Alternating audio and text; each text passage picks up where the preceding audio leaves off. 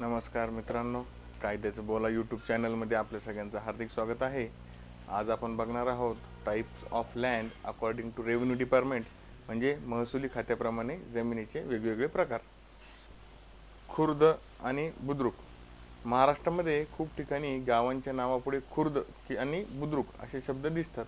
उदाहरणार्थ आंबेगाव खुर्द आणि आंबेगाव बुद्रुक, किंवा वडगाव खुर्द आणि वडगाव बुद्रुक अशी दोन दोन गावे शेजारी शेजारी वसलेली असतात. पूर्वी मुस्लिम राजवटीत उर्दू मिश्रित किंवा फारसी मिश्रित भाषा बोलली किंवा लिहिली जात असे. मोगल किंवा आदिलशाह, कुतुबशाह, निजामशाह इत्यादी कालखंडामध्ये खुर्द आणि बुद्रुक हे शब्द वापरले जात होते.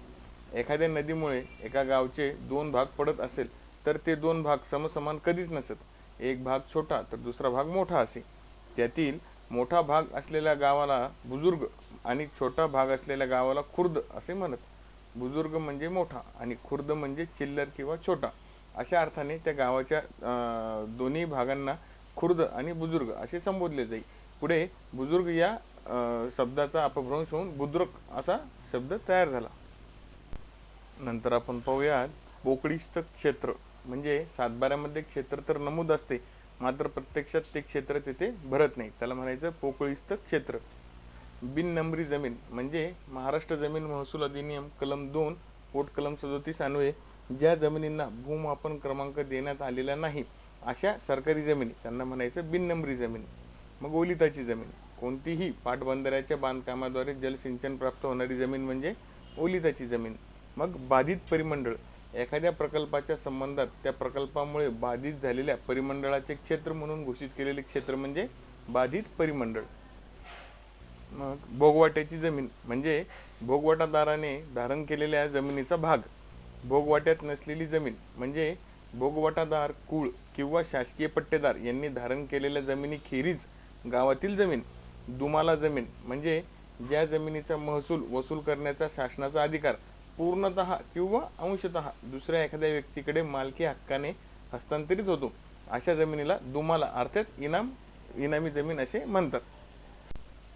पारडी जमीन म्हणजे गावठाणातील घराशी संबंधित असलेली लागवड केलेली जमीन.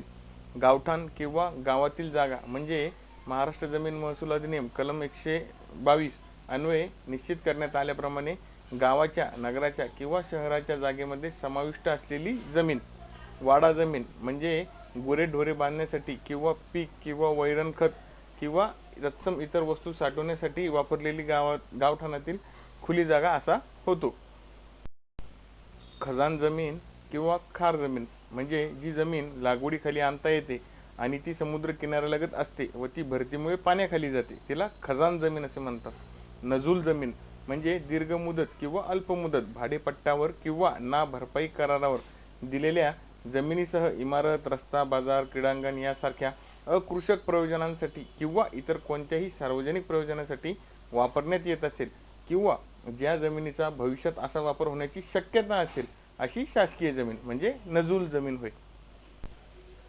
16 आने वर्गीकरणाची जमीन म्हणजे राज्य शासनाने विहित केलेल्याप्रमाणे 16 आने वर्गीकरणानुसार असतील असे घटक साधन प्रमाणातील मृदा एकक असणारी जमीन.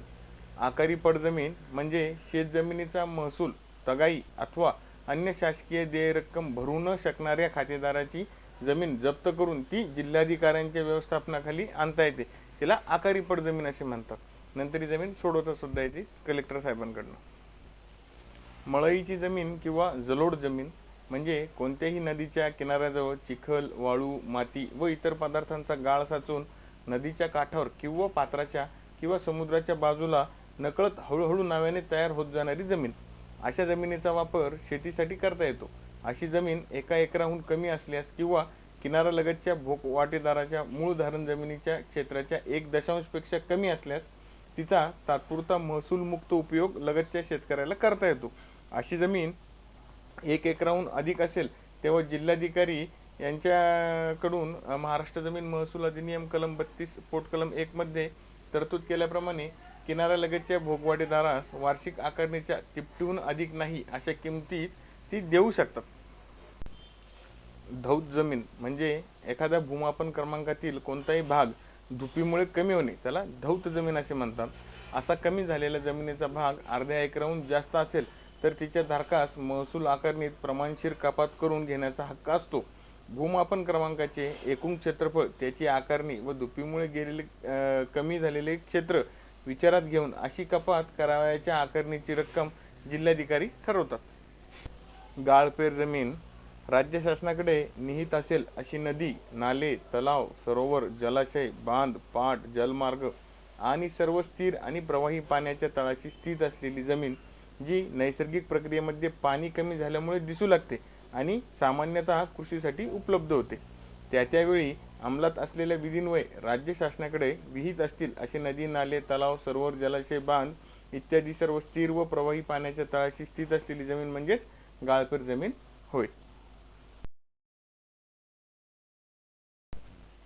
शेतजमीन या संज्ञेत फळबागायत करणे, पिके, गवत किंवा बागायती उत्पन्न काढणे, दुग्ध व्यवसाय, कुक्कुटपालन, पशुधन पैदास, औषधी वनस्पतींची लागवड करण्यात येणारे रोपमळे किंवा गुरांची चराई यासाठी वापरण्यात येणाऱ्या किंवा वापरण्यायोग्य जमिनी यांचा समावेश होतो. केवळ लाकूड तोडण्यासाठी वापरलेल्या जमिनींचा त्यात समावेश होत नाही. वर्कस जमीन म्हणजे भात शेती लागवडीसाठी उपयोगात आणली जाणारी जमीन. वर्कस जमीन कमी उत्पादकतेची जमीन असते.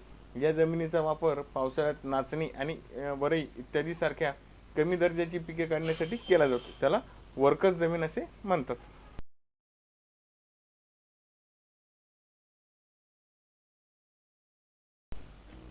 जिरायती जमीन म्हणजे पावसाच्या पाण्यावर शेती होत असणारी जमीन. जिरायत जमिनीवरील लागवड पावसाच्या पाण्यावर अवलंबून असते. जिरायत जमीन हंगामी पिकांसाठी खरीप आणि रब्बीसाठी वापरली जाते. खरीप पिकांचे कृषी सत्र जूनपासून सुरू होते आणि रब्बी पिकांचे कृषी सत्र हे ऑक्टोबरपासून सुरू होते. नंतर बागायत जमीन. बागायत जमीन म्हणजे सिंचन उपलब्ध असलेली जमीन. कॅनॉल, मोट, पाट, शासनाच्या सिंचन विभागाकडून पाणी पुरवठा होत असणारी जमीन. या जमिनीवरील लागवड प्रामुख्याने पावसाशिवाय इतर स्रोतांवर अवलंबून असते. तुकडेबंदी, तुकडेजोड व एकत्रीकरण कायदा 1947 अन्वये विहीर बागायती जमिनीचे प्रमाणभूत क्षेत्र 20 गुंठे तर कॅनॉल म्हणजे पाट बागायती जमिनीचे प्रमाणभूत क्षेत्र हे 10 गुंठे ठरविले आहे. नारळ, पोफळी झाडे लावण्यासाठी वापरण्यात येणाऱ्या वाडी जमिनीचे प्रमाणभूत क्षेत्र हे 5 गुंठे ठरवण्यात आलेले आहे.